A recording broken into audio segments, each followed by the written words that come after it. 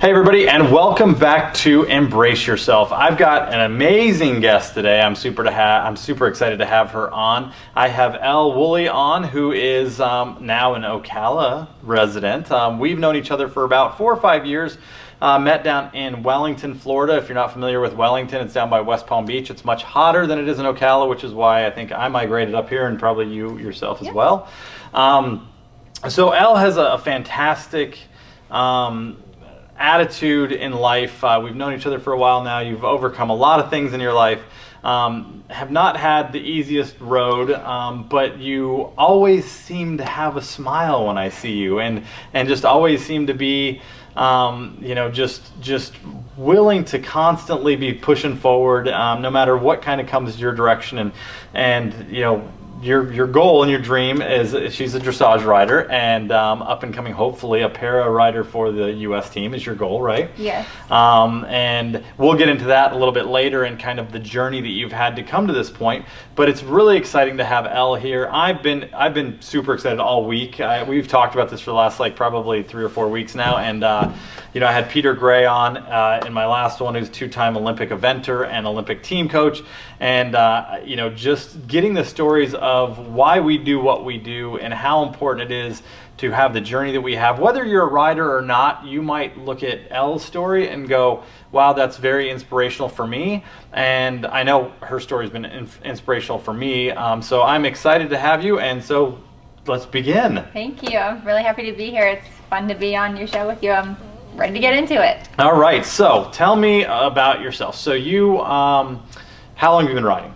I started riding when I was about 4. 4, okay. I'm the daughter of a former event rider, okay, low-level eventer. Okay. She switched to dressage in her late 30s probably, and had me in the saddle by the time I was born. Really. Okay, so that's good. So you were born as I see with people with children that get them on right away. It's like you're born with balance. Yeah, absolutely. No, and I think that we're gonna get into what happened to me and everything like this, but I think the balance that I acquired as a child and grew up with was really why I have come back as much as I have. Okay, yeah, and so then now when you started riding at 4, was that, I'm guessing, English riding, and yeah. do you remember your first horse? I remember I started on a pony called Maddie. She was a little white, backyard pony at the barn that my mom, and she was so naughty, as ponies tend to be. Yeah. But they teach you how to ride. They do. And they teach you no fear, and I was so angry all the time riding a stupid pony, but it was a blast at the same time. And my mom would be like, well, the tough ones, make you better. So you're only as good as your most difficult project, right? Exactly. So, and it's funny because not riding as a kid and getting into it later in life, because I had the horrible allergies, couldn't be around animals at all until I got through that. But it was, I see young people that started off, and it's like the relationships that they have with their horses is usually so much better. Even if you got a naughty little pony, it's like, that's my pony.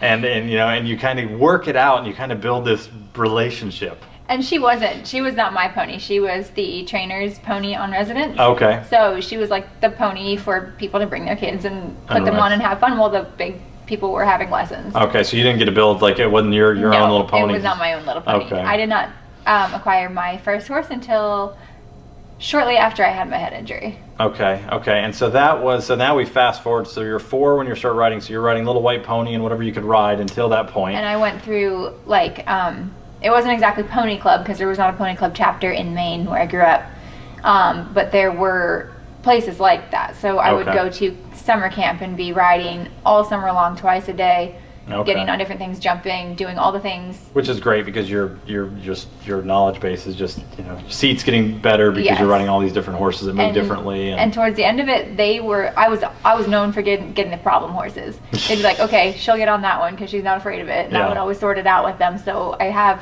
had a lot of experience with tough horses. Okay. So and that will play into now for you guys. If you're paying attention, think about that. I don't like a challenge. Apparently she does, though. So 11 years old, what happens to you? Yeah, so I actually was at riding camp, and we were on a 15-minute break in between morning lesson and afternoon lesson, doing 2 jumping lessons. We had a 15-minute break in the tack room with all little girls. We'd have our brown bag lunch, all sit around and everything, and my head exploded. Oh man. I had an aneurysm that should have killed me. I mean, the hospital said it was the biggest one they'd ever seen. Wow. I was 4 hours away from like the good hospital. Wow. And there was no trauma hawk. So they had to drive me while I was bleeding out. Wow. Inside my brain hemorrhaging. I was in a coma for a couple of weeks, I think. Okay. And the doctors basically told my parents, like, don't expect her to wake up because there's nothing that we can do. Wow. They had me on, life support and ended up putting a shunt in my skull to drain the pressure at the point of where I was almost about to die. Yeah. They emergency relieved the pressure on my brain, and then after a few days after that, I did wake up. Wow. And do you remember any of this? Mm-hmm. Yeah, I remember all of it. That's pretty crazy because most people don't, like, they think sometimes your brain like purposely shuts that stuff out. So what my brain shut out was middle school and high school. Oh wow. So it happened when I was 11. It was in the summer between grade school, and then I went into, before I started 6th grade is when it happened. Okay. And they were like, she's going to be held back and da-da-da, but I'm very stubborn and I was not held back. Like, I went and it was awful. Yeah. Kids are so mean, right? Yeah, they are. So they can be. They can be. They can be. I did not have a great experience in the teenage years, and so I remember everything. I remember the event very vividly, very clearly. Like, I remember the feeling of everything. Like, half of my face went numb. I felt like the nerve damage all the way down my left side. Wow. Until I went into a coma. I guess I had a seizure and, then slipped under and stuff like this. And I remember that really vividly. I remember how, like, I got the spins like you do when you get really, really drunk. But I didn't know that because I was 11. Yeah. But the whole room, like, went out of control and all these different things. I remember being, like, panicked and terrified. And I was on the phone trying to holler at my mom and say, come save me, like, mom. Wow. And then I blacked out everything. Like, from when I woke up in the hospital, I remember, like, tiny little snapshots here and there, but, like, I barely remember anything from middle school and high school. Wow, so that's years afterwards. Yeah, years afterwards. Wow. Now, did you have to, I guess after that, so obviously if you believe in any type of God, obviously they have you here for a reason, and your time was not up. Yeah. I'm a religious person, and I had nothing like that. I had a really bad bicycle accident when I was a kid and ruptured my spleen and was bleeding internally for probably 10 hours, 12 hours. Was dating myself. It was before cell phones. Nobody could get a hold of my mom. I was spending the night at a friend's house, and when you kind of have something that near that happens to you, and you don't, and then I had 2 spleens, so like the hospital's like, this is very uncommon. Wow. The one that you ruptured was actually replaced by, there's already another one in there and ready to go. So it's like kind of like you kind of look at it and go, I'm here for a reason. Yeah. And so I'm here for a reason, and I have to share that reason of why I'm here. So I'm very glad that you're sitting here next to me. And so did you, when you had the memory issues for the next few years, did you have more issues with anything after that when it came to, did you have any more bleeds, or was it just...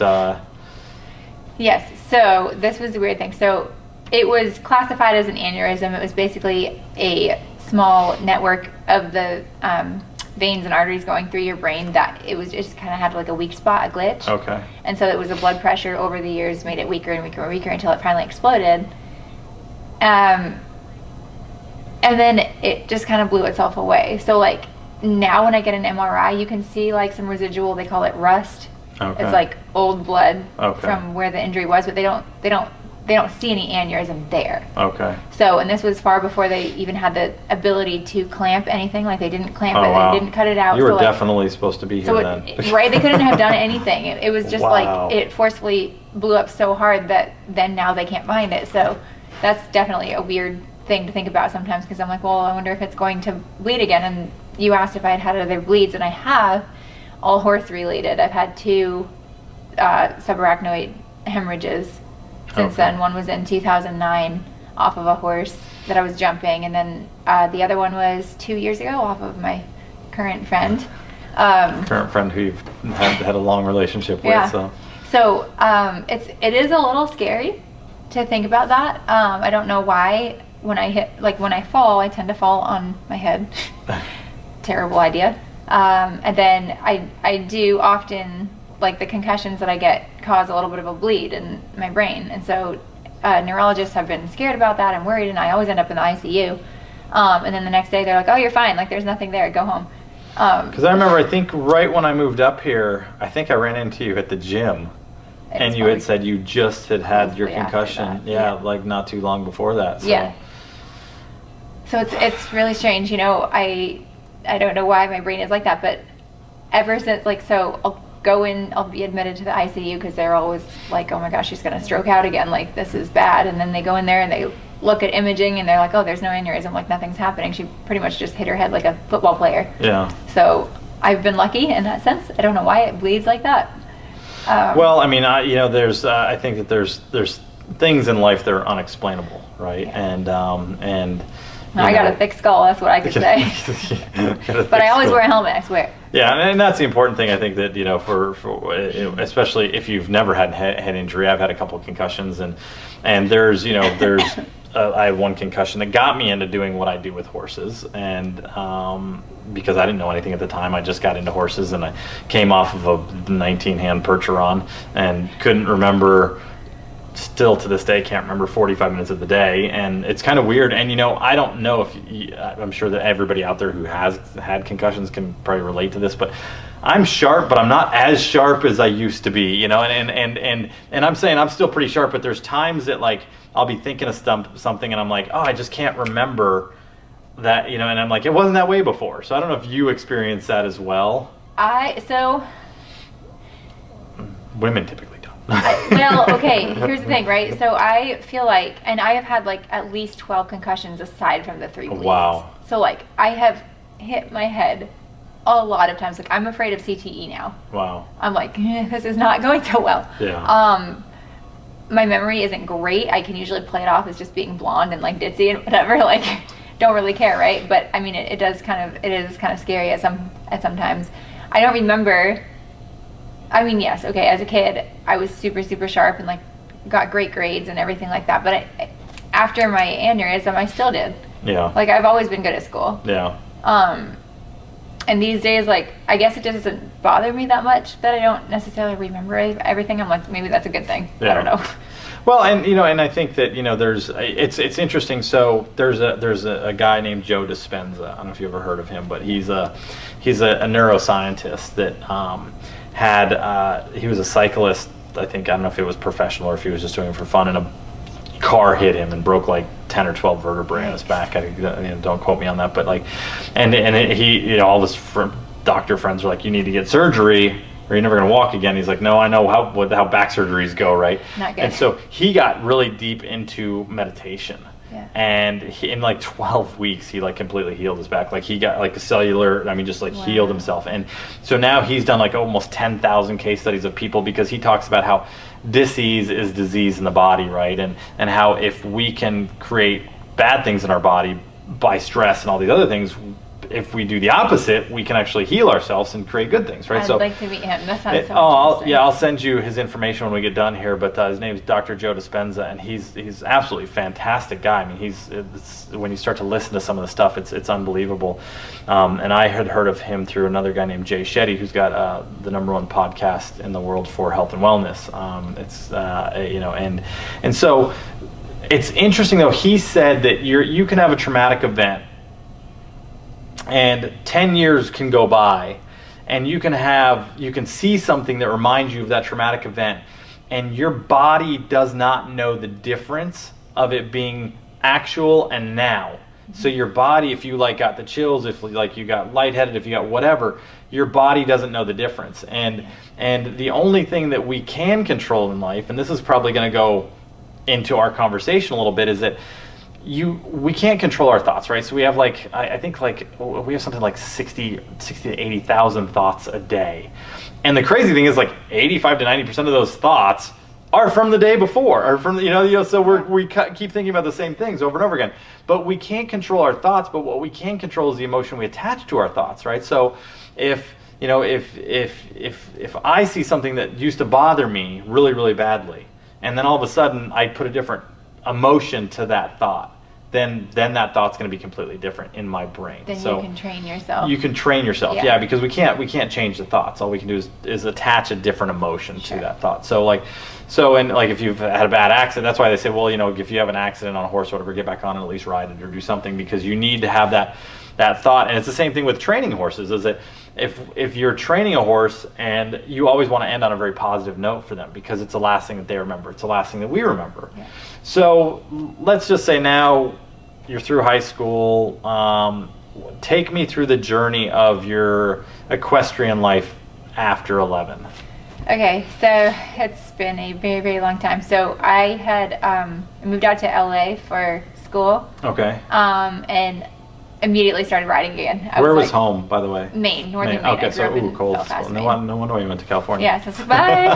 Moved out to LA. I tried to get into the acting and modeling thing, like delved in that a little bit, but I always just circled back to riding. And so the agreement that my parents had with me at that point were like, okay, if you're gonna ride and you're all the way out there, you have to go to like a therapeutic riding place. So I did, and it was called Ride On. I'm still good friends with the trainers there. They're great. And they were involved with the Para-Equestrian Association stuff, and so they kind of introduced it to me. That would have been, I guess, 2010-ish. And I at first I kind of just was like, no, that I don't want to do that. If I'm gonna ride able-bodied. I'm gonna jump and do all the things that I want to do, right? Yeah. But as time went on, and I was riding all the school horses and learning a little bit more about dressage ended up being really fascinating to me. And I was like, this is super, like, crazy hard. And well, and if I can interrupt you for a second, because we never talked about this. So when you had your aneurysm, what happened? What physical things happened to your body that like functionality-wise that you lost? So just like if I had a stroke, it's the entire left side of my body. I mean, you could draw like a tape measure down the center of my body, and the left side is completely, like, it feels like I'm on Novocaine. Okay. And the patches, I mean, the nerves are really patchy, so like it just depends what it is. Like, can I feel, everyone's like, oh, can you feel that, can you feel that? And I'm like, well, sometimes I can and sometimes I can't. Yeah. So it's really weird, but it's like my face, my arm, I really never got any function back in my arm. They say I have gross motor movement, so I have like a little bit of, I can kind of move my shoulder and my elbow a little bit, but I have no use of my hand. Okay. And then my leg is, I'd say, about 70% function of the right. Okay. Can you feel your leg? Yes and no. Yeah. So it's like not, it feels like it's on Novocaine, but like like someone who gets like drop foot or something where you start to feel you can't. And I do have drop foot on that side, so I biff it all the time, like just walking over flat surfaces. It's so embarrassing, but whatever. You have to wear a helmet. Seriously, it's all the time, like all the time. So yeah, so I do have issues on that, but my brother was a big part of making me kind of be driven to like try to get better. He was very athletic in high school and stuff, and I'm 3 years younger than him. And he would have been 14-ish, 14 and a half, when I had my accident, and he really took it on himself at that age, which is incredible, to like go on walks with me and like try to get me out of my wheelchair and like, come on, try. Yeah. It's amazing what the mind is capable of. And it's my big brother. Like he really, and my parents did not tell him to do that. Yeah. That was all him. Yeah. And so, you know, he would include me with his older friends, and like, because I really didn't have any friends at the time, so he would take me to do things, and like, it's my parents too were really, really helpful. Like, thank God for my family. I couldn't have done any of this without them. But yeah, to make a long story short, I have decent function in my left leg, but where it really comes out and where it's like my weakness shows the most is if I'm riding, if I'm thinking about a test, or if I'm thinking about a pattern, or thinking about a movement that I'm asking my horse to do. It's very hard for my brain to think about the task and to direct my left side at the same time. Which is a good thing and a bad thing as a dressage rider, right? Because at least you get to know the test before you do the test. Yeah. Not like jumping where you just go in there and you just have to learn the course and do that. But it's still the movements of classical dressage typically takes your entire body. And so how so I guess going from the therapeutic riding, if you want to pick back up there, and kind of how did you then, you started to do a little bit of dressage there, and then all of a sudden you're like, wow, I kind of like this. So I started doing dressage there. I went to a couple of competitions, and I'm very competitive, like ultra competitive. That's probably the one thing everybody would describe me as if they were like, what is Elle? They say competitive. And you know, with myself, like I want to prove that I can be better than I was the day before, like all the time. And like I had got the show bug. I love competing. It's so much fun. And then so my mom at that time, my parents did not really love having me through 3,500 miles away from home. Yeah. And so I had gone to Southern Maine. There's a Center of Excellence for Paradressage in Wells, Maine, or something like this, called I know the name, but I forgot it. It's okay. Anyway, it's a Center of Excellence for Paradressage, and I had been invited there to meet some of the delegates and like higher up Olympic level trainers and judges for Paradressage. So I went there to check it out, fell in love with this horse that I had borrowed there, and went back out to LA. And my mom was basically like, listen, if you come back east, I will buy you that dressage horse and you can start, you know, training and try to get on the team. And I was on the next flight out. I was like, okay, bye. Right on. So went back. She bribed me and it worked. And so which horse did she buy you? She bought me Clever. That was my first dressage horse. She was a little sport mare. She was just big enough to be a horse. She was like 15.3. Yeah. 15.2.5, 15.3. She was actually pretty well bred. She was out of a thoroughbred mare. I think it was like a thoroughbred Percheron cross mare. That was like a really nice eventer. Yeah. But then the dad was Peekabooba 1. He's like a really great Hanoverian stallion. Yeah. So that was her. She's really dainty and adorable and pretty, and like and she could move. Like she was a very athletic little horse, but she, you know, unbeknownst to us, like this was our first buying a sport horse experience, and because now your parents into your mom was a eventer, low level eventer, dad into horses at all? Not at all. Okay, so this was this was like so you and mom kind of thing. This and is she's me like, and mom. So your mom kind of found you the little horse that could like potentially could do some eventing, but like you were doing the dressage with that one. To do dressage with her, and she long listed for the London Olympics with her breeder. Oh wow! So for the London Paralympics, in dressage, she long listed for that. Didn't end up going. But it was a nice little mare. Yeah. Like, she was a really sweet little mare, but she had kind of some soundness issues that then started cropping up, and I didn't know enough about sport horses at the time to like look into it and like get her maintenance that she needed. Like I just didn't understand it because I was new in the sport horse world. And it's different. It's different than when you just started riding as a kid, or you. Or like you know, or low level anything. Like, you know, they're high level athletes. Like they have strains and sprains. They have maintenance. Yeah, and you know, it's funny because I talk a lot about how important it is to stretch your horse, and you know, 700 muscles in their body, no muscles below the knees and the hocks. It's all ligaments and tendons, and you vulnerable know down there. And you know, you look at what these especially dressage horses go through at the high level, and the amount of pressure they're putting on themselves, and you definitely want to keep them in good shape. Yes, that's true. So and so with Clever, it's sad. I probably could have gotten a little bit further with her. She got me to my first CPDI in Wellington. I think it was a selection trial for that year. It was not good. So still living in Maine, came down for season? Came down for season with the coach that I had at the time. And, you know, it was just another level. Like, we never experienced anything like that. We had no help. We didn't have a groom. Like, it was... Yeah, and for those of you who have not, if you live under a rock and you haven't heard of Wellington, Wellington is just west of West Palm Beach, Florida, and there are more horses and people there for 3 months out of the year than pretty much anywhere else in the world right now. So it's between jumpers and dressage and hunters. It is like the Mecca, and polo. That is where everybody goes in the wintertime from January to end of March. So when you go there, you're not just usually, it's like you're competing against a lot of the best of the best. The best of the best. So. And that was like really, really pulling a rug out from underneath all of us. My horse, myself, my coach, like it was an interesting weekend. Now, did mom and dad come down too, or did they? My mom did see it.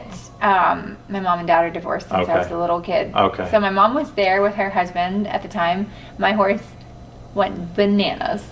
Like, absolutely lost her mind in the competition. Like, I was the drop score because she just went crazy, right?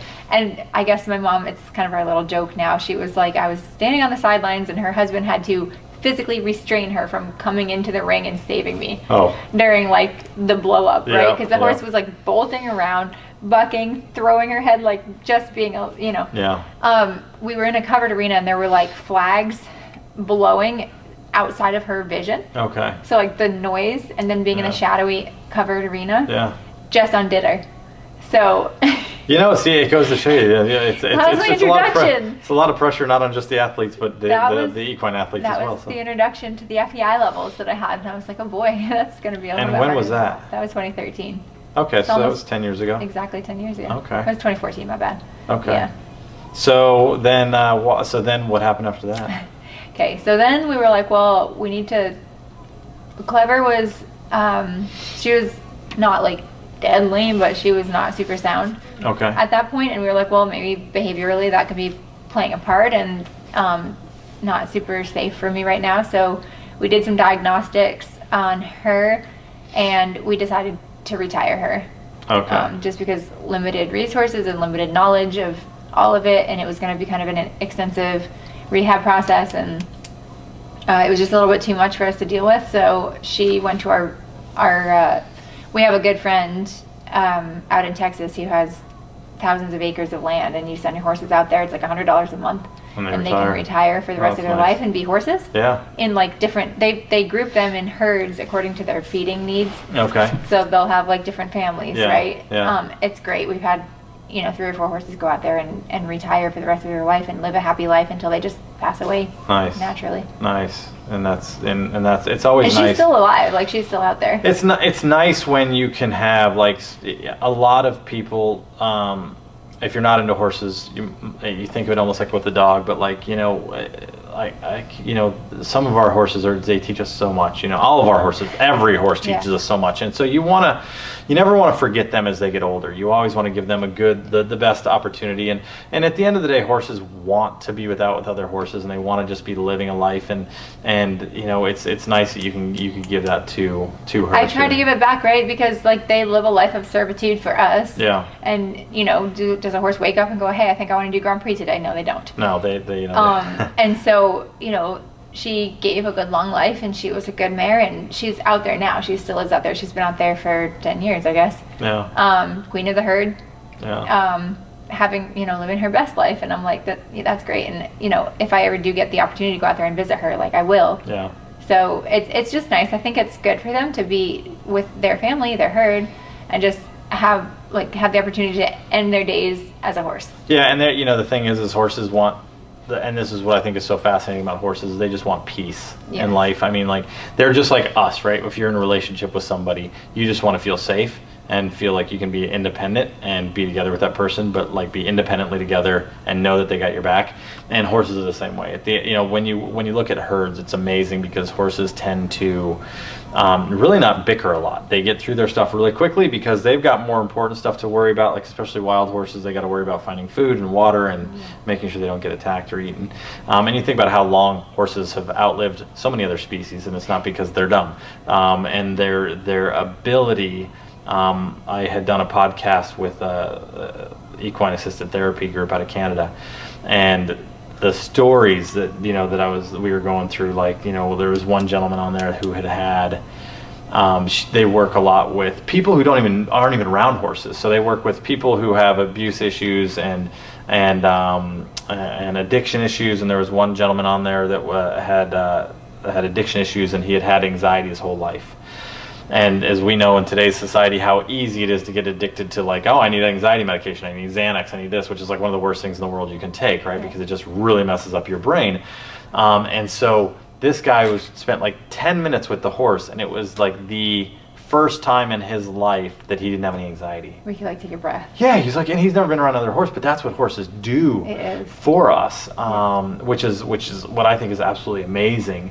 And we just get to be blessed to work with them every day. So I had a question for you though, because I noticed, I read in one of your articles, recent articles, that you are a big proponent of the Plasticity Center.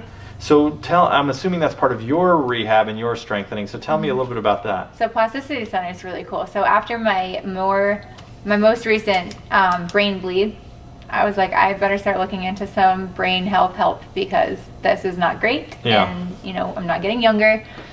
This could cause some serious issues later on. And so I was doing some research. I came across Plasticity Center, which is located in Orlando. Okay. It's one of, you know, the most cutting edge brain plasticity, you know, centers in the whole world. They have a ton of professional football players that go through them, all like top level athletes, from that to like neurodivergent children, right? Oh, wow. Like different types of brain maladies that might happen to little kids and stuff like this, Sure. autism and things like that. So I called them and met with them, and I decided to enroll in their program. It was like I think it was a couple months long. I would go. Actually, I stayed there. No, sorry. It was like 10 days long. Okay. So it was like, it's kind of like an intensive thing that they did. And they have a bunch of functional neurologists who work with you, and DCs, a doctor of chiropractics, that are working with you. Okay. A lot of craniosacral stuff. And it's just kind of mapping the brain and finding where it's weak. And then they have different activities and things that specifically target those areas to help your brain function better. Yeah, just almost like exercise for the brain. Mhm. Like, wow, that's it was cool. super cool, and they sponsored me for about a year. Wow. So they were helping me pay show fees and stuff like that for That's a awesome. little while, and I got another session through them.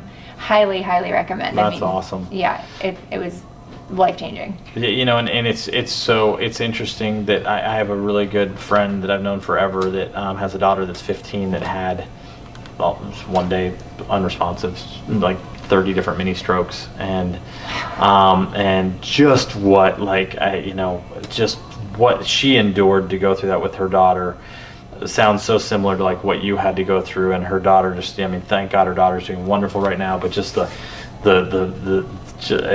mean, like, I was, when she told me and called me and said, hey, this is going on, I was like, I couldn't believe it. She's one of the toughest women I know, and now her daughter's one of the toughest young women I know. And but same thing, like, she's at a pretty similar place like that in Colorado that would help. Well, they have a center in Colorado. Okay, so it might be the same. It probably would be the same thing. Yeah. So, but That's amazing. that's and it's so, like you said, that when this first happened to you when you were 11, there wasn't really anything out there. Now technology has helped so much that we're able to do so much more for people. Absolutely, and I'm in a more mature mindset. Yeah. Some people would say.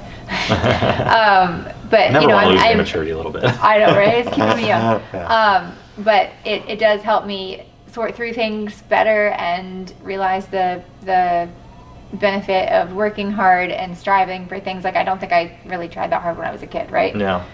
Because kids are thinking about different things. But the fact that I'm able to experience these things now, and the things that have emerged in science and stuff like this for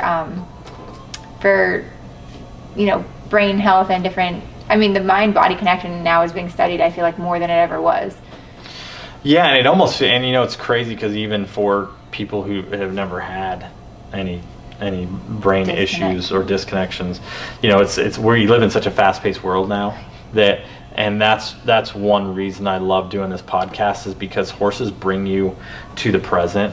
Like we like, if I text you and I see that you're on Messenger and you haven't replied back to me and it's been 3 minutes, well, what's wrong with her? Why hasn't she gotten back to me? And or even more, what's wrong with you? Yeah, like, what's wrong with me? They're not answering me. Yeah, and so, like, and we live in such a fast-paced world, and we're busy. We were talking about this before the podcast. You've got full-time job riding, full-time job as a realtor, and realtors work 24/7. Yeah. And if you're a good one anyway, you're constantly doing that. And I know that you're up and coming in this world here, and you got to hustle, and so something has to ground us, right? And horses are the only thing that I've found that, like, and my horses sometimes get I'm trying to change it where they're not on the back burner, because I have so many client horses in that it's like, like, when I'd rather even have my horses first or at the end of the day, and I usually put them at the end of the day because I don't have to worry about anything else. I can just get on them, and if I just want to take whatever time I want to take with my horse, we come from the same background of having two horses that had major trauma issues,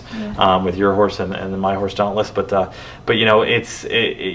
think mindfulness and just people finding that peace right now, and you've got a little bit more of an advanced look at that, because life is not a dress rehearsal. No. You know, we get one shot at it, and I think that it doesn't matter if you're 85 or you're 25 or you're 12 or 11. Is that, you know, we want to live our life to the best, and it's just like when you try to reach out for goals in life. I look at it as the same way as living, right? Is that like if I have a goal of whatever that goal may be, I have to get there by one day at a time. You know, You have to. if I'm going to go to the gym and I go, well, I want to be Arnold Schwarzenegger size in 2 years, it's not going to happen if in 2 years if I don't do it 6 days a week, right? Yeah. And do that. And every day I get up and put my shoes on, and I got to do that. And I think that I commend you because, like, you know, when you go through something like that, it'll either, I think that it'll either really put you down or it'll lift you up so much higher, right? And I like the fact that you said you're so competitive. And that's why you are sitting. Bring it life. You're like, bring it on. So now let's talk about. So that horse was retired. So is your next horse Duke? No, my No, next horse. there's one in I've between there. I've had 2 in between there. 2 in between there. Yeah. So after Clever, so this is my trauma. This is Okay. things were not great for for like the last 10 years. They were really hard. Okay. So I was donated a really talented I1 horse Okay. from Vince Ramos down in Wellington. And for those of you who don't know, I1 is dressage has levels. It goes like first level, second level, third level, fourth level. There's little things in between those, but then you get fourth level, pre-St. George. Then you go to I1, I2, then Grand Prix, and then the Grand Prix Special is like the hardest test. So an I1 horse is almost at the top. Horse. It's very, very advanced horse. When you see the horses dancing, for those of you who don't watch this, Yeah, he could dressage. He could do some cool stuff. He had all the changes down to the 2s or something. Like, he was a very nice horse. His name was Right Time. Okay. Little chestnut. He looks a lot like Duke. And Vince Ramos is awesome too, so it's great that you got him from there. So. Yeah. So they partnered me with him. I had him for a very short time, and the trainer that I was with at the time was convinced that he had like neurologic issues. Oh. And I don't want to say too much, but like basically made it so that I had to either get out of the program or get rid of the horse. Wow. So that was super sad because I That's really horrible. liked that horse. Yeah. And I was shortlisted with him for Rio. Wow. For 2016. I was invited to Young Riders, Para Young Rider Championships. It all blew up. So Wow. I was forced to step away from that relationship with that horse. And then that's when we started to look for young horses. So I had Right Time probably for 6 months or so, maybe a year, and did some shows in, I don't know what region it is. It's like Pennsylvania, North Carolina, up in that area. Yeah. Did some shows around there. Did very well with him. Like, was always scoring in the 70s, like low 70s with him. He was a really cool horse, and I guess he's now doing hunter jumper with somebody down South Florida. So he's still going. But at least he's still here. So yeah, no, he's a really the cool neurological horse. issues weren't apparently that bad. Yeah, so, yeah. I don't really know. It was never sometimes. definitive, and we did some vet work on him, but like they thought maybe there was something in the neck, and then it was going to be dangerous. And anyway, it was just a whole thing. And so then we started looking for young horses because I was like, all right, well, we know we don't have a 6-figure budget, or you're anywhere close, like, but we want something international competitive for Para, and Para is all of a sudden getting to the point where our riders are now having $100,000 horses and higher, and it's just like able-bodied riders. Like, that's how we know it's really parallel now with like equality, because we have those expensive horses too, like the same quality, and the thing is, it even sometimes more expensive because you have to have a brain too. Yeah. Because we're not necessarily. Well, and that's just it, right? capable. Is it like knowing some other Para riders as well, and some of the horses that they've gotten on. The brain is paramount. You have paramount. to. You have to have a horse that's going to take care of you. And most horses, I know Roxy. Yes. I know that she had a horse that was before her accident or before her injury was a pretty wild one. And then Touche? I think so. Yeah. And then afterwards he really mellowed quite a bit. Yes. And I still see her. I saw her a couple years ago. We used to ride over at Ida in the summertime. Together, and she'd be out there, and he would be getting a little salty on her, and she just was like, "Nope, you're right here with me." But she had a big history with that horse too, where because you want your horse to be able to be, now she has I think Dalton. Well, she has Dalton, but she's mostly riding Tuna. Yeah, and so who was Okay. Really nice young stallion. Yes. Insane nice horse. And I know, but I mean, those horses have to be able to go out in these big arenas and big crowds, and they can't. They keep their mind together. They have to keep their mind together, which, you know, like dressage horses are bred really hot typically, and people like that spice because it helps them do the collected work. Yeah. So, but so it's nice that you can have a horse like that can still do that for you guys. Yes, and that's a little bit the hard part, because then the price tag goes way up and way up and way up, because, you know, you can get really nice, really hot young horse for a more affordable budget. Yeah. But like a para, that's a huge risk, because like if we hit the ground, we are probably going to die. Like sometimes, like, I mean, it's a huge risk. It's even a risk for an able-bodied rider. Like, you know, you don't want to fall off and get chucked and thrown into the wall and break your neck and stuff like that. It happens though. On these young horses, it can, and so. Then they breed for the really nice brains, then you have that way bigger price tag, and it's like, okay, what do you do then? Yeah. And so I was like, you know, we took a chance. We found this really gorgeous, beautifully bred young mare in Holland, brought her over, and she had a fluke accident in the paddock and died when she was 5. Oh no. And that's when I quit. I was like, I can't do this anymore. Literally, I would have 10 more strokes before I went through that again. Yeah. Swear to God. Like, and I tried really hard to save her, which I regret now, because I just made her suffer for like 3 or more months. Like, I get a little teary-eyed. Well, and you try to do the best you can. You know, and she severed her deep superficial digital flexor tendon on the front leg. She came up with a back leg and sliced through it to the bone with her back shoe. Yeah. And she was found in the paddock like that. And I mean, that morning, I remember it like it was yesterday. My trainer called me, and I immediately panicked, because I was like, he doesn't call me. Like, we don't talk on the phone. Like, this is bad. Yeah. And he had just said something. He's like, your horse kind of cut herself. Like, I think he should get here. I already called the vet. And I immediately had a meltdown. I was like, I don't know what I'm walking into. This is going to be terrible. And he was trying to keep it calm, right? Yeah. And I came in, and I will never forget seeing this horse. It was devastating. It was like the most terrible thing I've ever seen in my life. She was standing there in the cross ties with the leg that was injured, like extended out in front of her, and her poor little, she was jet black, right? She's this big 17 hand, beautiful mare. Everyone thought she was this like giant stallion, because she was just like so built. Yeah. Elegant, beautiful, long limbs. Like, she was just a stunning horse, jet black. And she had the legs extended out in front of her, and she was like looking at me imploringly with her eyes. Like, she was just looking at me with so much pain in her face, and her poor little black nose was like covered in blood, because she'd been out there in the paddock trying to lick her leg. Wow. And so, and you could see the tendons, like the end of the tendons out of the skin. And we took her to Mid-Atlantic Surgery Center up there in that region, which is one of the best in the whole world. Amazing team up there. I'm so grateful for everything they did to try to help her for me. So we took her to surgery. I mean, looking back on it, I just would have euthanized her, because there was no coming back from it. But I mean, how can I do that? That's my heart. Like, it's tough. You know, it's tough, because I had this exact same injury happen to a horse that was the horse that taught me more than most horses in my life. And I sent her up to Maryland, because she had some summer sores when I was down in Wellington, and got the same call. You know, hey, she cut herself in the paddock. We don't know how it happened. Cut her, you know, the vet gets there, cut her deep digital flexor and the main artery. And I said, how do you know? He said, I'm looking at it. And, that is the one of the toughest calls I think that anybody has to make, because you have a horse that's completely fine. You get a phone call, and you've got literally, I mean, I was down in Florida. I was up there, she was up there, and it's like, you got, 20 minutes to make a decision. Literally.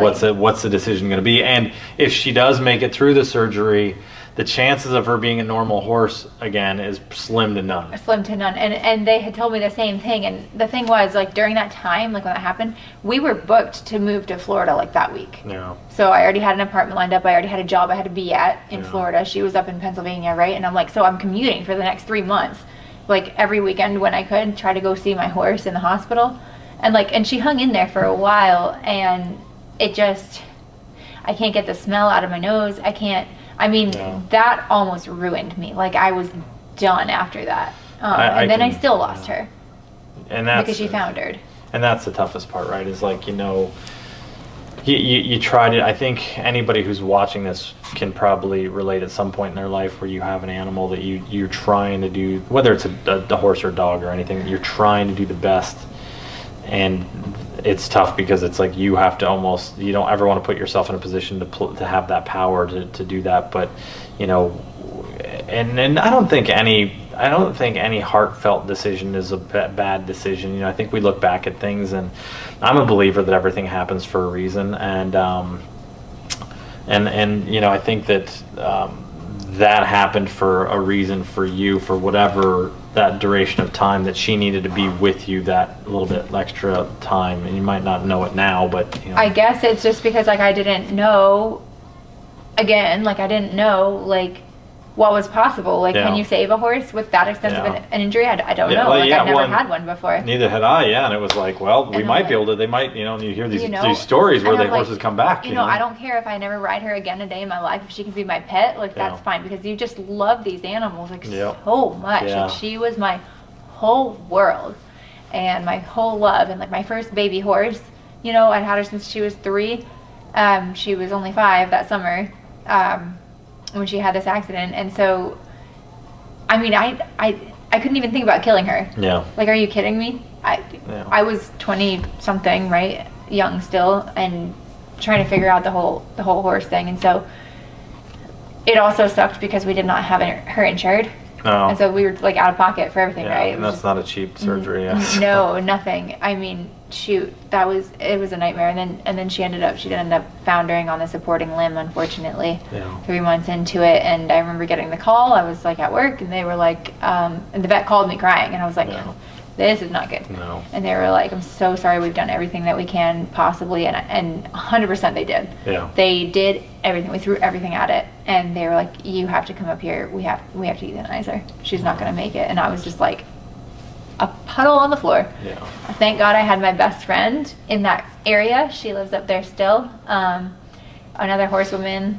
We're very, very close. And she's slightly older than me, and so very maternal. She has a couple of kids and stuff like this, but she is just the most put together, like badass, like get stuff done woman that I know. And I'm so lucky to have her as my friend, and she met me at Mid-Atlantic, and she got me through it. She was with me while they put flash dance down, didn't let me look at it, like I was there, but I wasn't allowed to watch.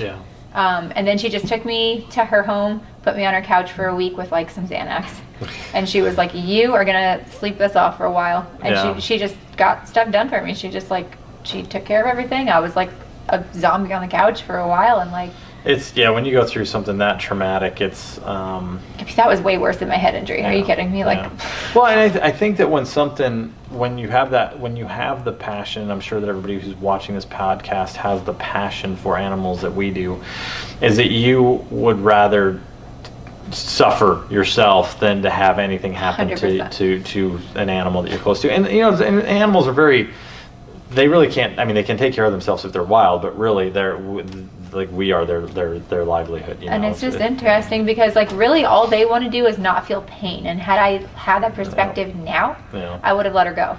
You know, but like I didn't understand that until now. And looking back, I'm like, you know, the worst thing for a horse is sticking in a stall and having her be in extreme amounts of pain, and she doesn't know why she's cooped up and can't run around. She's a baby, right? I think she was there maybe to try to force me to figure out how to let things go a little bit more, because I'm really not good at letting things go. Well, and that might be, you know, and that's, you know, the one thing I do believe fully in my heart with horses is that they are on an energetic level. Obviously the whole universe and everything is energy based. We're energy based, but horses bring it to a whole new level. And you know, horses reflect us so much. And if she could bring anything to that table for you, I know that like my journey with my current horse Dauntless, and even my Mustang Memphis, Oh man, it's like they just bring out everything that I've gone through in my life, and they basically, like, sometimes they're like, here's the mirror, you know. And like I remember one time I was having a tough go, like a couple of years ago. I was just going through a tough part of my life, and my horse was a pretty nasty horse, and bucking and putting people in the hospital and all this stuff, and I got him through, yeah, and we got him through all that stuff, and I was on him one day, and I was like, you know, I just had a bad day, and you know, and I didn't, at the point I wasn't doing like mindfulness and like, you know, letting things go as they happen. And so the end of the day was kind of a tough day, and I get on him, and I was like, and I swear to you, I mean, like, I was like, dude, what's wrong with you? He wasn't being bad. He was just being feisty. He wasn't like rearing, didn't do anything really bad. He was just like not listening. I'm like, hey, let's go in a circle. He's like, I don't want to go in a circle. I'm like, let's back up. I don't want to back up. I'm like, what's wrong with you? And I swear he looked back at me and he's like, what's wrong with you? He's like, you're the problem, not me. Right. And I tell you, I got off that horse and I took a deep breath and I went home and I just relaxed. And the next morning, and he was like, "Ah, thank God you brought some peace." Now the horses are amazing. Speaking about that is because as you go through your journey with horses, and I'm sure that you've felt this too, is that you have horses that mirror what you're going through. They can't handle it, right? So you're having a bad day, now all of a sudden they're having a bad day, and you get to the point with your horse, and I know that, and I do believe that Duke is going to get to this point with you, because I've seen it with so many horses, and I think that the horses that are the most challenging in our lives are the most rewarding horses, because when you get them, they're absolutely amazing, and they get to a point where you can have the crappiest, shittiest day in the world, and you put the left foot in the stirrup and you swing your leg over, and they just go, bring it all on. And within 10 seconds, you can have the worst day in the world, and I get chills like thinking about it. They will take all of your shit, and it'll just go right through down through their body, down their legs, through their hoofs, and they ground it into the earth. And you're just like, I'm better now. I've experienced that myself. You know, and that's like the best, like, but it takes that partnership. It takes, like, you know, and it's communication through, like 98% of horses' communication is nonverbal, right? And so humans, believe it or not, are still like, horses can talk? They talk 2%? call out to each other. Well, like when they call out to each other and stuff, like, it depends on, like, it's funny because when people come, like, I got my horse from Holland, I wonder if they understand English. Right. Like they're a horse. Well, they don't understand anything. They know what, you know, they understand you. But, you know, and it's funny because, you know, humans are like 70 to like 90% non-verbal communicators still. But we don't, because we can talk, like, you think about it, you see somebody and you like, that's why people can be fake. It's true, right? And, like, you know, and body language, like you look at so much, like I did a YouTube short video, I don't know, a couple, like 6 months ago or whatever, and it was like, hey, you know, someone might be having a crappy day. If you're walking through the grocery store, you might not know them, just smile at them.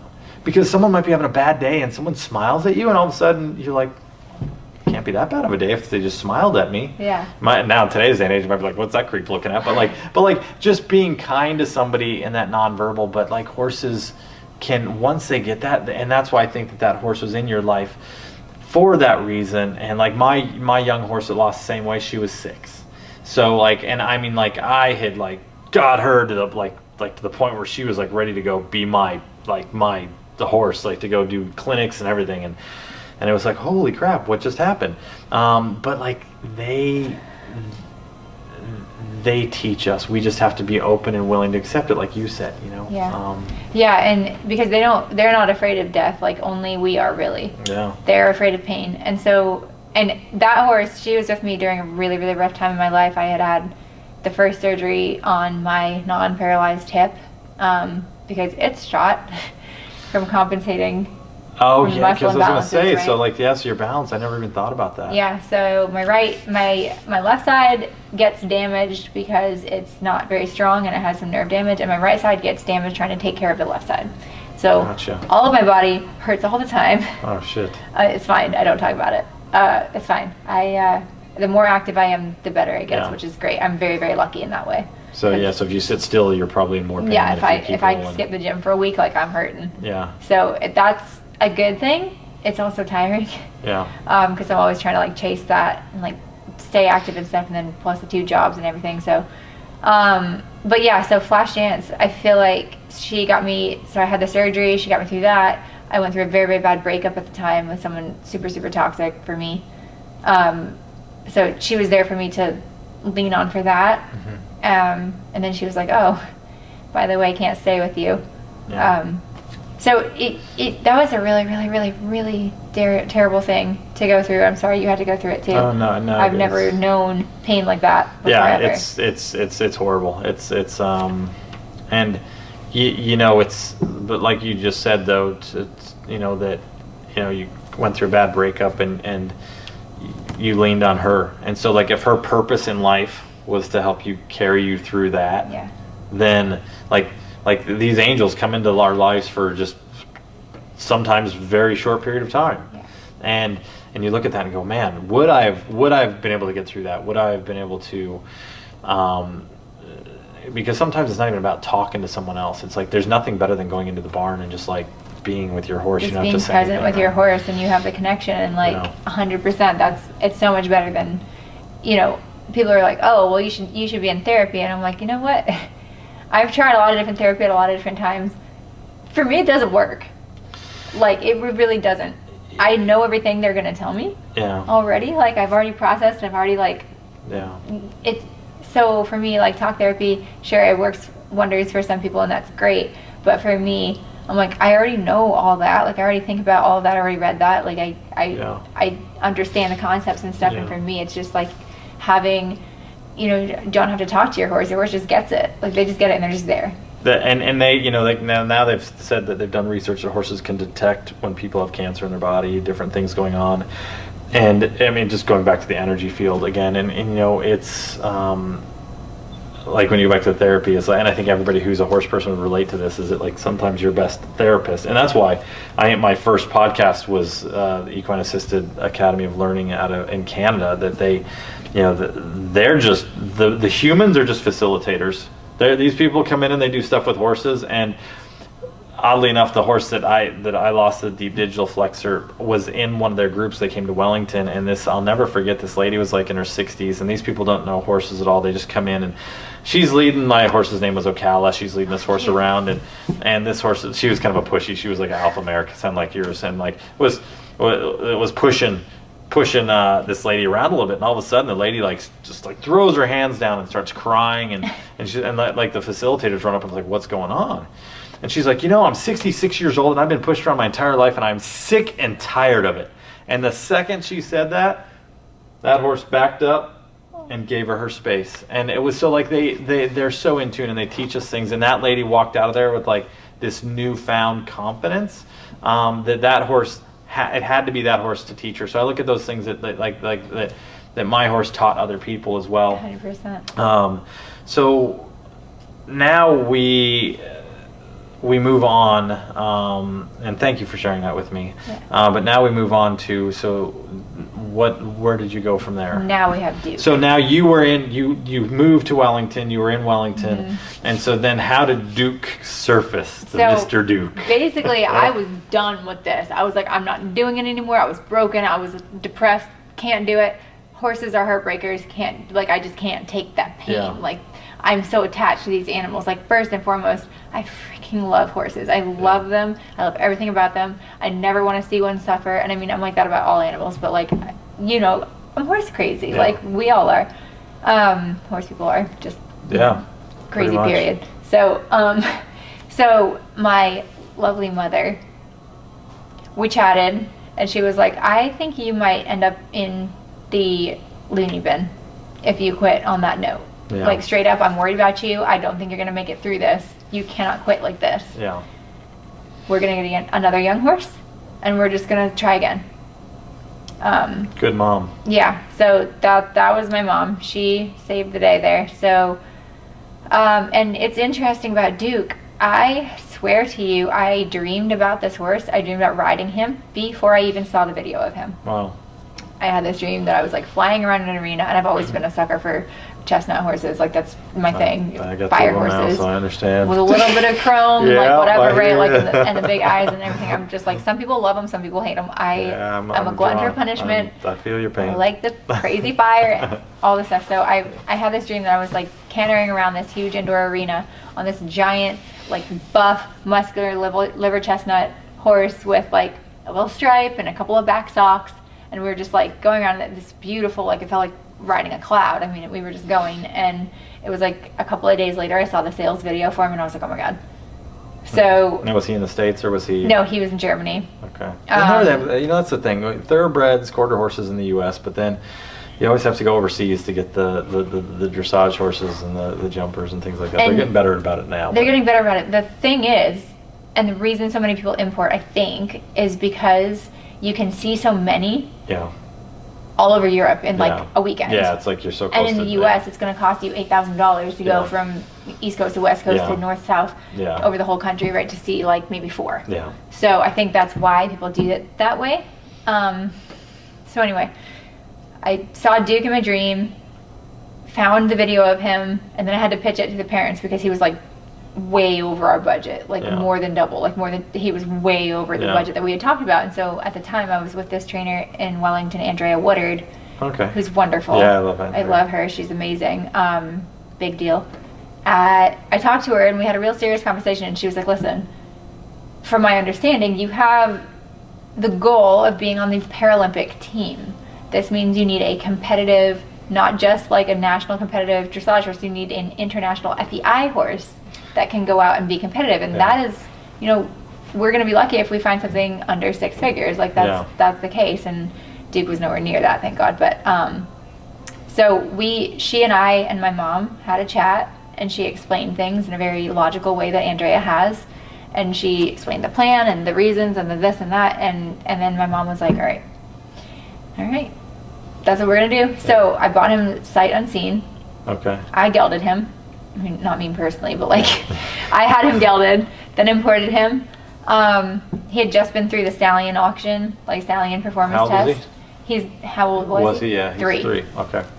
Had him gelded because my mom was like, well, if we're getting a 3-year-old, it's not going to be a stallion. No. I was like, okay, fair. And I cannot. Could you imagine Duke being Can a you stallion? imagine Duke being a stallion? Not one person that's touched him would be alive today. No, like, it's a good thing you gelded him. God, we gelded him. So gelded him. He came over, and I mean, he was the sweetest baby. Yeah. He was such a good boy, and I rode him within the first couple of months that he was here. I was able to get on him. Andrea had to leg me up, and I'm like literally half paralyzed, and she's holding the horse and trying to throw me on there. Sounds like Andrea. Right? And I damn near fell off the other side, and Duke is just like, I got you. And he's just this little baby, right? Yeah, so that's how I got him. And so evolution of Duke and your relationship then? So Duke comes over, he imports. I was there when he got off the trailer. I'm telling you, that horse imprinted on me. Yeah. I don't know if that's really something they do, but like I really, really think he did, because he like backed off the trailer. His eyes are out on stalks, right? He's terrified. He'd just flown over and been in quarantine for 2 days and 3 days in Miami, whatever. Came up off the trailer. He's like looking around, staring for something, locks eyes on me, and like screams his little head off, just like gives this loud neigh.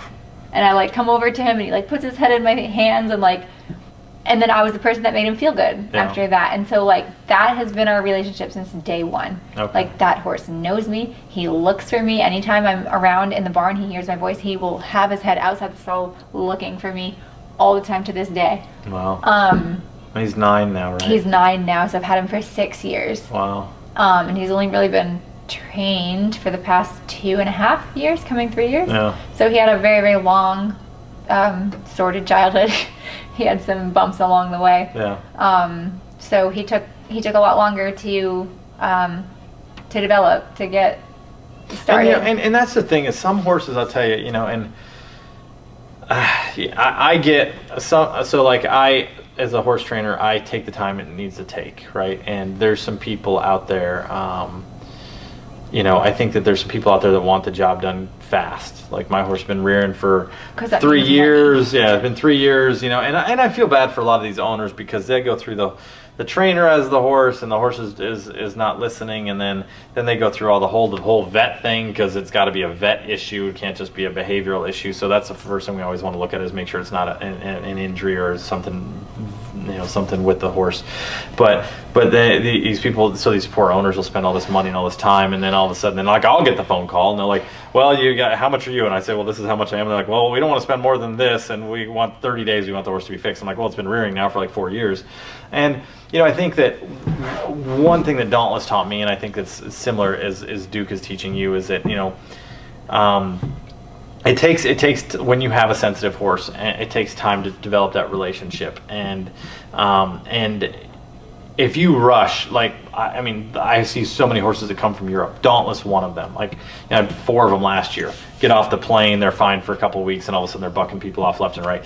And it's like when you push a horse too far, too fast, too soon.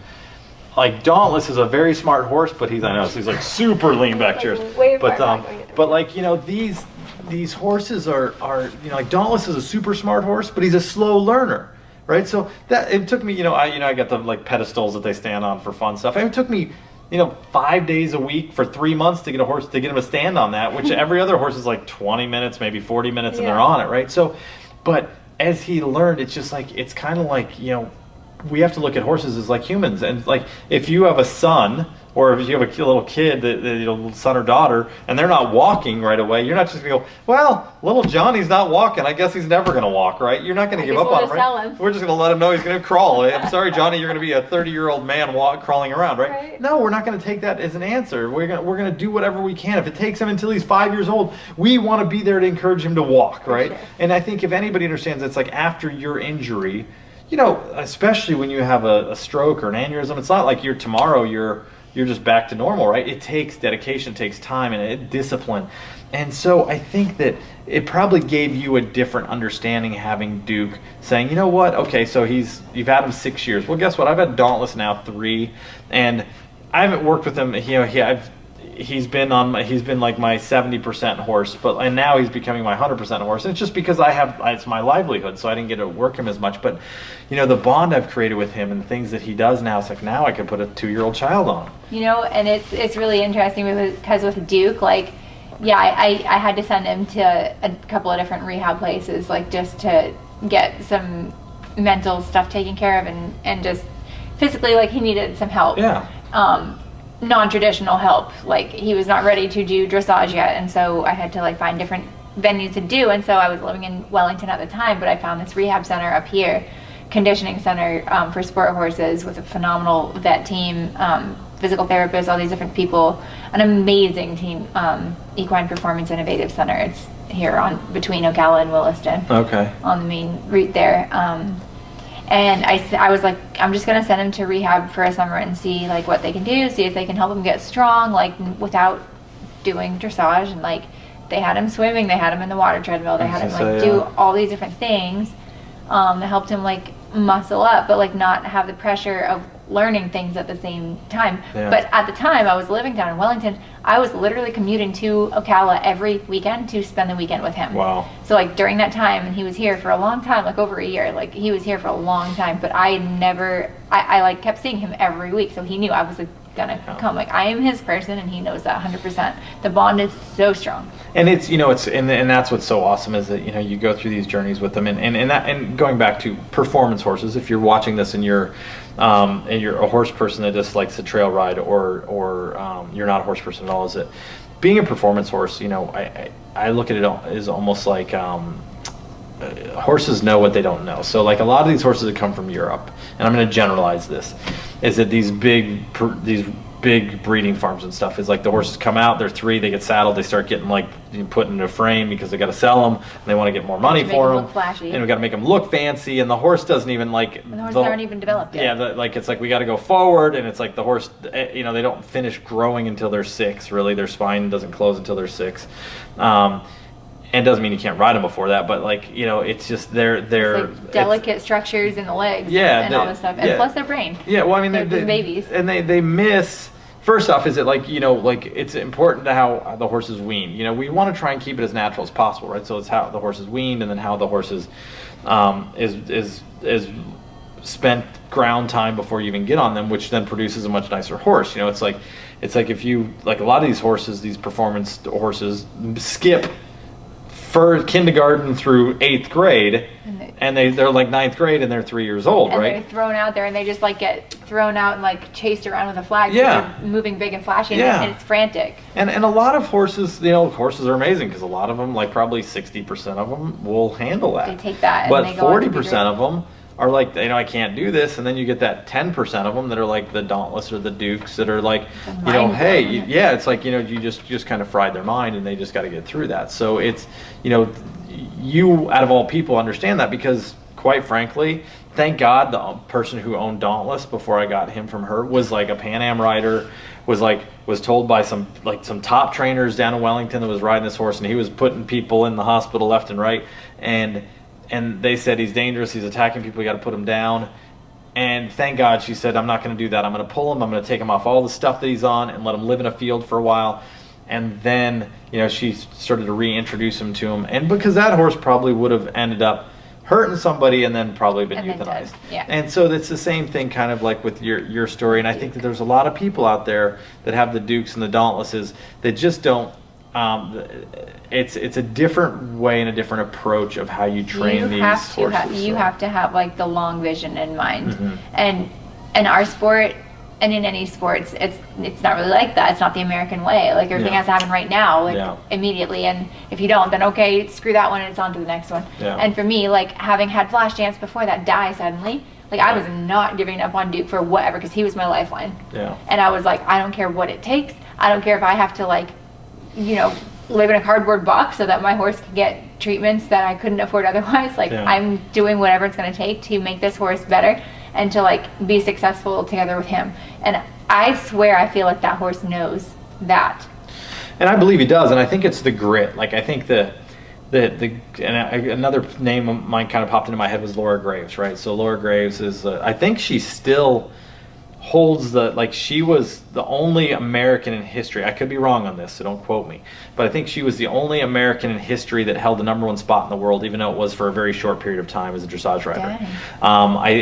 And don't quote me, but I think I read that somewhere. But like she had a horse, Laura Graves, had this horse Verdatis, who she was, from what I read on her, I've never met her. I've met her and talked to her a little bit, but I'd love to have her on the podcast. But like her story is that Cinderella story, right? Like family didn't have a lot of money either. Here's your horse. It's either this or you just get out of it and go to beauty school. And she gets this horse that everybody tells her is a killer and is not a good dressage horse. And and a friend of mine who's an international judge, was like saw the horse and wasn't doing well. And then all of a sudden 3 years later was in New York, and she was at a CDI and she hadn't seen the horse. And all of a sudden it was a CDI. So there's 5 judges.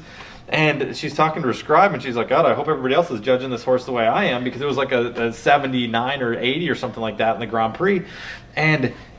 But from everything I've read, is that Laura took that horse, and he was a quirky little sucker, and she built him, and she was the one who took his wraps off and did everything herself, from my understanding.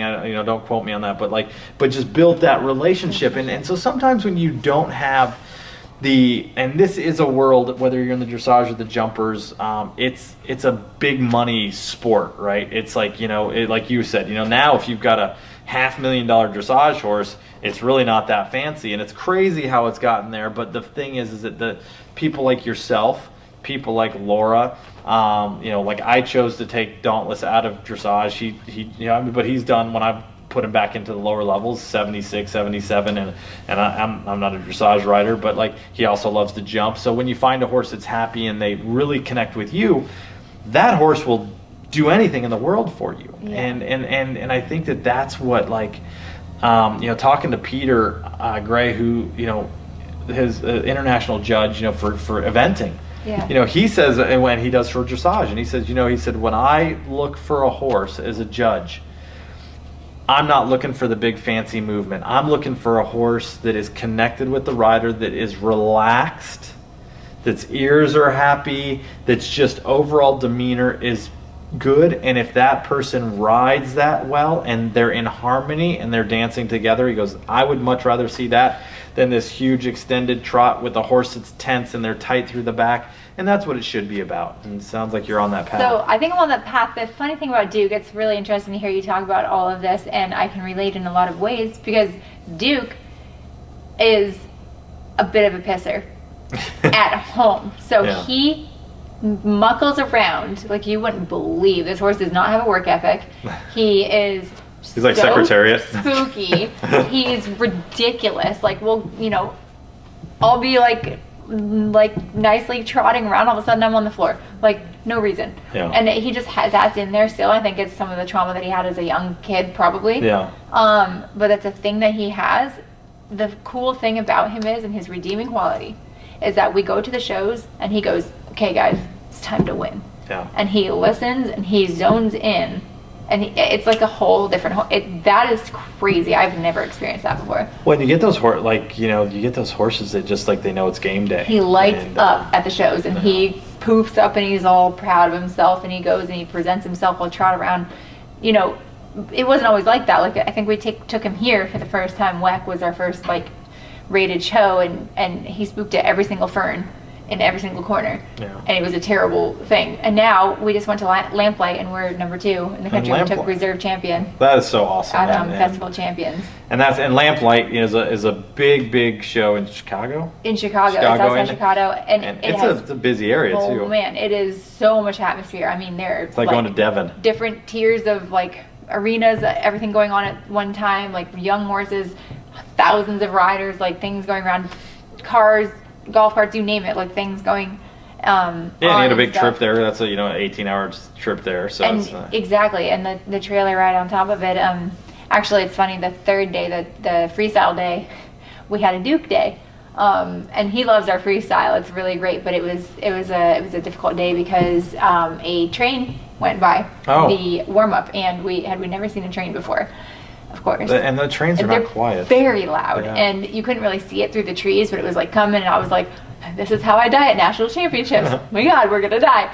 And thank God, Duke, like, he just planted all of his feet and he like stared at it, and my trainer comes running, and I was like, stop running, because he's like, oh yeah, everybody's scared. He's like, I mean, that's what scares me. Like, getting bucked off and stuff, it happens so fast, I'm like over it in 2 seconds. But like when I feel his heart thundering through the thing, and he's like freaking out, and his eyeballs are out on stalks and stuff, he's like flipping out, right? Yeah. And I was like, okay, and I'm married to that saddle. I mean, I'm like tied in, so and it doesn't go well if he absolutely loses it. So he did keep it together in the warm up, but we had just had enough of like distraction where he wasn't totally connected with me that day. So I ended up taking second that day, and then second overall. So it wasn't that bad. I mean, that's pretty impressive. No, that's awesome. I mean, and to go into a new environment that he's never been in, and big environment. And horses have, so like just with humans, we have the parasympathetic nervous system and the sympathetic state. Yeah. And for us to learn humans or horses, we need to be in that a little bit of that threshold of that sympathetic state. But when your horse, and this is where Dr. Stephen Peters, if you've never read the book, Evidence-Based Horsemanship, it's an amazing book, and he is a neuroscientist that studied horses' brains for like 30 years, and it's crazy because he says horses can learn to self-regulate, and which means that like when you look at horses in the wild, and this is more domesticated sport horses, is that usually if you see if you're at a farm, say in Ocala here, and you see one horse in the field go wild, all the horses in the surrounding fields are going to go wild too, because they're like, oh my God, something's going on. Where in the wild, typically horses will stand there, assess the situation, and decide if they need to leave or if they can go back to grazing. So it's more of a man-made thing with horses, but it is interesting how like you said that he was in the sympathetic state, and he was like right on threshold, but he didn't do anything really stupid, but he was just like, hey, that just blew my brain, I can't handle this right now. And for you to be able to say, okay, we're going to try and get through it as best we can, is what's going to help him in his future. Absolutely. And then that was in the warm-up, right? And I was like, I mean, everybody was scared, like everybody came running, and I was like, I like yelled, I was like, stop running, because like, don't run at a horse, right? That makes them more scared. And then he thinks they're all running from the train, and like he's freaking out. And so I'm like, they like walked quickly towards me, grabbed him. We're like petting his shoulders, like, hey, trying to like just thump him on the neck, like get his brain back listening to us and stuff. He kept it together, went into the ring, and had a lot of tension, but still did not react as crazy as he has in the past. Like, we still got through the test. We still landed on our music. Like, good. Things were still okay. Good. And despite the tension and everything, we still cracked a 70%. I know, to be to second in the country. So yeah. I mean, that's pretty cool, because we've got we've got Paris coming up next year. Yeah. Now are you in that window for Paris? I'm trying. I'm full steam ahead. So there's about 5 qualifiers coming up in the next 6 months or so, and I have to be at every single one of them to have a chance. So you're gonna be in Wellington a lot? There's 2 in Wellington. 2 here? So there's 1 here. Okay. So there's Tryon in 3 weeks. Okay. That I need to significantly still raise a decent amount of funding to be able to go. And so if someone wants to support you, because Lisa Helmer is your coach. And she's the developing athlete coach for Para. And she's a pretty awesome person. Yeah. She probably works with like Jen Baumert and Andrea, because they're all very supportive. That is the and Lahua Custer, the Motley crew. Yeah, we're that'd be a fun night out with you guys. Hell yeah, come on over. But anyway, so if someone wanted to donate and help, so how do people get to see what you're doing and so my social medias, I post frequently on Facebook. You can find me at Elle Wooley. Okay. ELLE, and then my last name WOOLLEY. Okay. Instagram, it's at ELLGirl28. It's ELLEGRL28. Okay. I post frequently to both platforms. I am currently building a website. It's not totally done yet, but I do have a GoFundMe. Okay. And that can be found at, I have to look up the link. I'll give it to you later. We'll put it in the comment. We'll put it in the description below. But I post that on my Facebook a decent amount. And I'm working on some other venues of like crowdsourcing and stuff like this. Okay. I am actively looking for an owner who wants to join my journey and like come along for the ride. No pun intended. Yeah. And I know a lot of the top girls have that sort of sorted out, so it's interesting. It's like, it seems like it was more in the racehorses we had owners, and now it's like people are in the dressage world, in the eventing world especially, are getting syndicates. And I've had some talk about syndicating.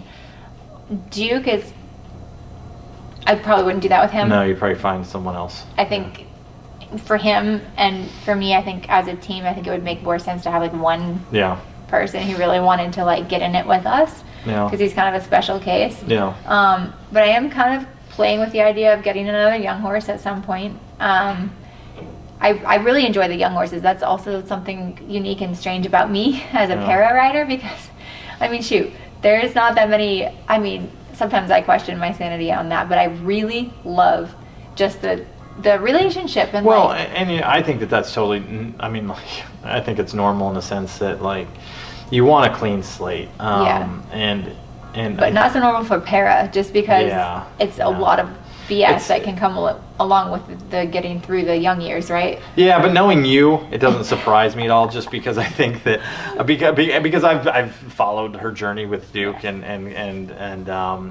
kind of that's kind of how we met a little bit, and I think that you have that fire inside of you that says, hey, if I'm gonna do this, it's kind of like I was listening to a story. I was reading a book, and this guy was talking about this bull rider, and he broke his neck, paralyzed, and he was like 19 years old. And when he got out of the hospital, the first thing he did was went and bought a horse. But he didn't buy just like a quiet horse. He went and bought a bucking. He bought the baddest bucking horse he could get, and now he has this whole string of bucking horses, and he's got this huge company. And so like he can never ride again, but like he's like I'm not gonna. He's like I'm gonna go out and buy this horse. And he goes because it wasn't the horse's fault that it happened, and when horses, riding is a dangerous sport. We try to make it, and my goal, my purpose in life is to try to help people have the best relationships with their horses, so that doesn't happen. One of the ways to do that, because as you've seen with horses you've gotten, is that I would rather be the one that gets to grow my horse. Like if I had him from a baby, like I know what my horse would be at 6 months old and a year old and a year and a half. Because I know everything that he's gone through. Like I know every single thing. Like I know that horse more than I know myself, honestly. Like I know him inside and out. My trainer now, Lisa, like she is a wonderful, amazing asset to him, and honestly one of the only few trainers I would trust with my horse. Because she's exactly like me. Like she is so observant, and she researches everything, and she gets to the bottom of things the way that I do. Like I really obsess about stuff. And I try to figure it out to the best of my ability. Like I probably could write a book on like horse care or like horse pain management or sport horse stuff. I really nerd out on that stuff, and Lisa's the same way. And just with her, like she's one of the ones that I was able to trust with the care and the development of Duke, and that's he's a special case, and he's not easy, and he still has that streak in him, like I was telling you. Like, he still goes bananas at times, and I have, you know, broken stuff off of him and whatever. But you manage it, you know, and you try to do your best job to help that go away, and through education and how you can be there for him. And you know, there's a great quote out there that I love this quote, and it's there's no growth in the comfort zone. There's no comfort in the growth zone. Yes, I live by that, honestly. And, you know, and that's why, you know, I've got just a couple questions left for you, and we can wrap up. But, like, you know, there's probably a lot of people who are probably very inspired by your story. But there's probably, it's, you know, like you said, there was a 10-year stretch. You had some things that had happened to you that were not that easy. But where did you find it? Is it because you're so competitive in life, or where was that, like, that grit that you had that just said, you know what, I'm just gonna keep doing this? I know your mom said, you know, we're gonna get you another horse, and I hear that a lot from people that have grown up in situations like, not necessarily it's the same as yours, but have gone through, you know, really hard times and have had horses, and it's like, well, horses are what balance us. I'm the same way. It's like, you know, it's like, you know, if I'm having a crappy day, it's like, I just want to go hang out with my horses, you know. It's like, you know, and so if you could give any like advice to, and like whether it's an adult amateur that is going through anything out there, or it's a professional, you know, or if it's not even a horse person, like how have you overcome having 3 brain bleeds, replace 1 hip, you know, like, you know, and I'm not trying to say this is a big, like, the list, but like, you've overcome like so much stuff, and it's like, you know, I'm in awe about that, because that's like, you know, like looking up to someone like you, because you and I were talking before we started recording that everybody has their stuff. You know, yours might be nothing compared to someone else's. Mine might be something compared to yours. You know, you just never know. And it's not, and it's our shoes to walk our journey. But if we can give a glimpse to someone else that might be going through something, that they look at us and go, wow, that inspired me. So, like, what one thing could you say to people that would help them through their journey? That's a really good question. I think within myself, I do have this innate drive or desire to, like, prove myself all the time, and only against myself. I was gonna say, it's not like when I've known you for a while now, and it's not like you're cocky, or you're coming in and you're going, this is me. It seems like it's like you just want to be the best version of yourself every day. And I'm in love with that. Yeah. That's what I just, like, I'm obsessed with being the best version of myself that I can be. Yeah. And I guess to inspire someone else in that way, I would say, like, you have to almost find, it's like you have to fall in love with the journey in a way. It's not about the destination. No, really, it's about the journey. I mean, shoot, I know, I don't know. I mean, I hope I get there. I mean, but I mean, like, but like, it's not, right? Because I don't know if I'm going to. Like, I have no idea. Like, I really love to say, like, hey, I'm on the top of everything. Like, I'm totally going to Paris. Yeah. 100% I'm going to give it my all, because I have this shot, and it's like a small chance in hell. So we're going to take it. Yeah. But, like, maybe I don't, and then maybe I shoot for the next one. I don't know. But, like, you have to have this drive from somewhere just to, like, do the little steps on the way that get you closer. Yeah. And I think really a huge part of that, Doug, is that I think this is something that a lot of people struggle with, especially like type A driven, high performance type of people. You have to really love yourself. And I know that sounds cheesy as heck, but it's like, God, no. you have to love yourself so much that you want to take that next step. It's like radical self grace or something. It's like, you can't beat yourself up, and so many people do, and I do. I'm a terrible example of it. Like, I am my own worst enemy 90% of the time. Like, I am so mean to myself, and I'm like, wow, I'd never talk to somebody else like that. But it's something that's kind of what I've really been trying to work on recently. As I've gotten older, I've realized, like, if I'm like really practicing self-love, I'm naturally going to start doing the things that get me closer to what my goals are. Yeah, because you spend more time with yourself than anybody else. Yeah, and nobody else is going to love you if you don't love yourself. And that's true, and that's a great point to bring up. It makes me think of Matthew McConaughey's book Green Lights, if you've ever read that. But it's an awesome. He's a cool guy. Okay, but you have to listen to the Audible because he narrates it. And he's just got such a cool voice. I tell everybody, don't listen to the book, listen to the Audible, or don't read the book, listen to the Audible, because he's the one who's talking, and you just get so much more of what he says. But he does talk. It is so true that, I think you hit it right on that. In order for us to be everything that we want, and we are. I'm the same way with you. Is that I talk to a lot of people about the same stuff, and I'm like, but it's I'm on that same journey, and there's days that I get up and I'm like, man, you're not, why can't you get? Because when you're working with difficult horses, it's like breaking into a safe, and you've got your stethoscope in, and you're trying to crack this safe, and you've got 6 numbers, and if you get 5 numbers figured out, you're still not getting in the safe. You got to get 6 numbers, and so there's times that I get up and I got a difficult horse, and I'm just like, man, I go home at night, I can't sleep, and I'm just like, why do I? And I'm putting my thinking cap on. I'm like, I'm not good enough, and it's like, it's like if we're out there trying every day, and we get up and we put our pants on like everybody else, one leg at a time, and you look at yourself in the mirror and you go, you know what, we got this, and that's I commend you for that, because I think that there's so many people out there that get into this struggle, and it's not about how many likes you have and what your social media. I mean, yeah, it's we want to reach more people so we can touch more lives, but like I'm really only on social media to touch people's lives in this way. It's not like, and I'm not saying it's wrong if you are or not, but like our world has become where people are on their phones more, sitting together than actually being connecting. And I think that even ourselves, and I'm guilty of this sometimes. I have a long day, I get home, I sit on the couch, and I just start looking at some stuff on Facebook or Instagram or whatever, and I'm like, wait a second, this is my time with myself. Why am I doing that? Now, it's okay if sometimes you just need mindfulness, or you need mindless stuff. I veg out all the time.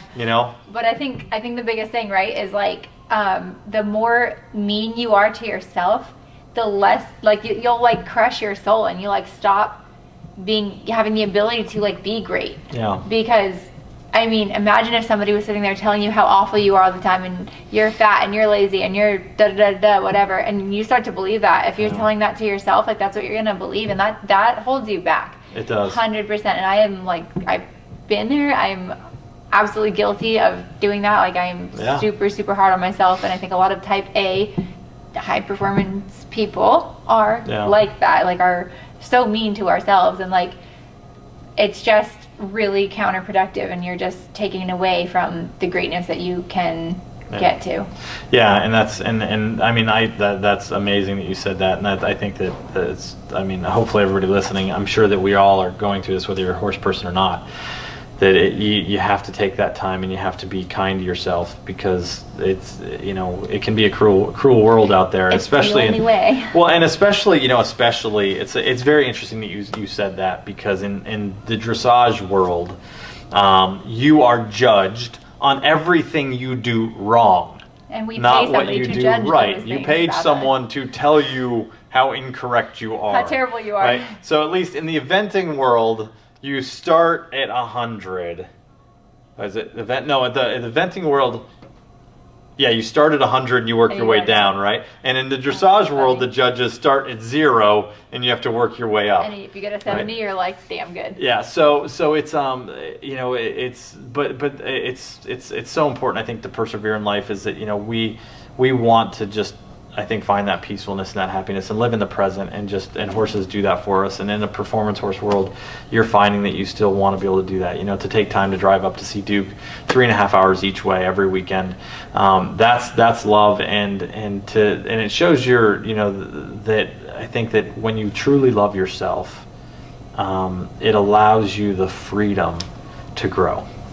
That's very true. And it's definitely a lifelong work, you don't just get there. It's I have to work at it all the time, and it is still something. I'd say it's one of my biggest struggles, and I think I can speak for a lot of the para athletes. I mean, maybe not, it's kind of a generalization, but I think I struggle with it even more than the normal person who is fully able and all this stuff going through life, like, because I'm sitting there and I'm like, man, I hate being paralyzed, and I do. Yeah. I hate being paralyzed. I don't want to be paralyzed any more than like the person next to me does. Yeah. But like, I don't also want to like feel that way all the time. Yeah. I don't want to. That is not going to be the basis of my life, and that's not how I'm going to live my life. So like, people ask me like, oh, how do you do that? I just do it.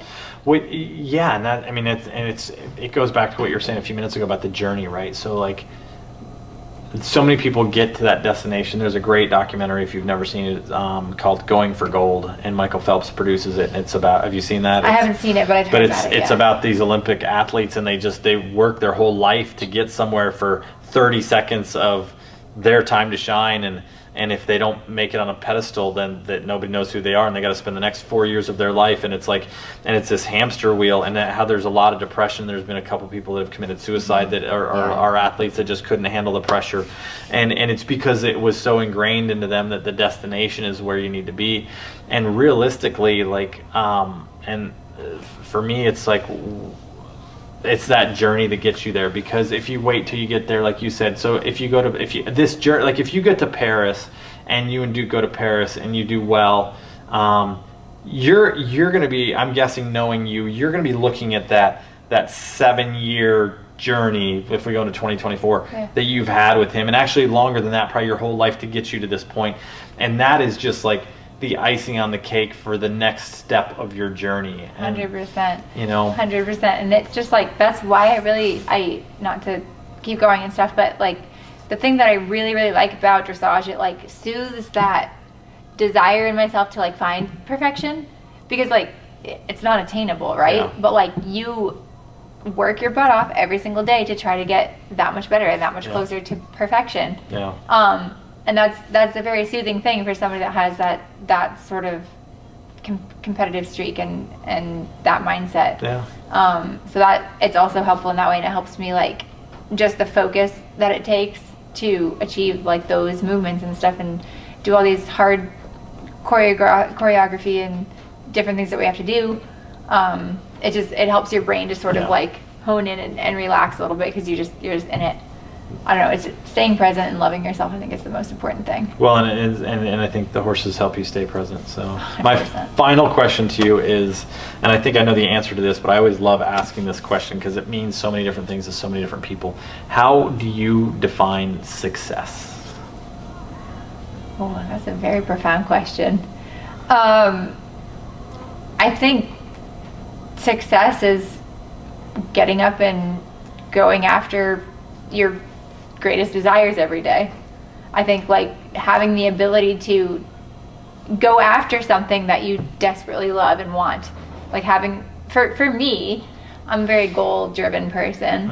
Having like a big goal, like I'm not really good at doing the small steps to get there, but like having a big goal to go chase after is the spice of life for me. Like it just gives me like just everything. It's just like, that's just who I am. I just want to have something big that I can work towards.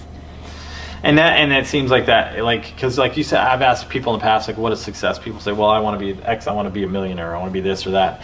And that answer to me was great, because it's like how I feel about success is like the entire package, right? It's like, and you summed it up. I would have taken 10 minutes to explain that, and you did it so good that it's just like, you know, you have that dream, you have that ambition, and you want to put your entire being into that. And if you do that, then you're going to check all those boxes of emotional happiness. You want to be joyful, you want to be present, you want to be able to be loving to the people around you, to the animals around you, and then when you do all that, then that financial freedom will come with that, right? Yeah, one day, hopefully. But yeah, versus the other way, right? It is if you follow, like, I was listening to a thing yesterday, and I thought it was great. I think it was Steve Harvey or Les Brown said that if you find your passion in life, but you follow what you're gifted at, and so like,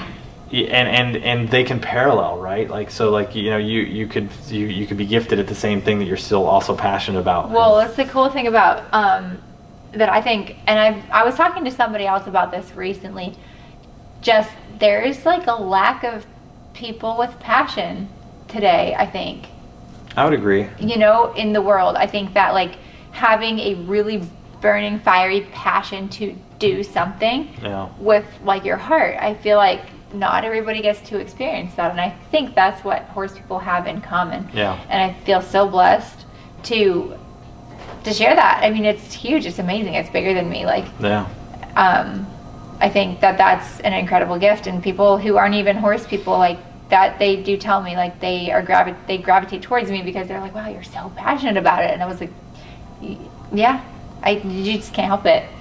Well, and you know, and I think we probably can wrap this podcast up by saying that it's this guy right here, these horses that make horse people, right? It's that walking into the barn at 10 o'clock at night in the winter, like when it's cold out, and you just hear them chomping on hay and breathing, and it's just like, when I was in Pennsylvania, it'd be really cold, it's snowing out, and I would just go into the barn late at night, and I would just sit in my chair and just listen to the horses, and it was like the best feeling in the world. And it's I mean, if you haven't experienced it, it's just like, and that's why horse people are horse people. That's why we're crazy and we work 90 hours a week. And we you know, like my family's not horse people, so they're like, what are you doing? You're working all these hours and you're doing, you know, like tears, but it's like you can't not. You can't not, right? When it's in you, it's in you. So but thank you so much for being on, and I mean, it's been awesome. And once again, make sure you check in the comments below.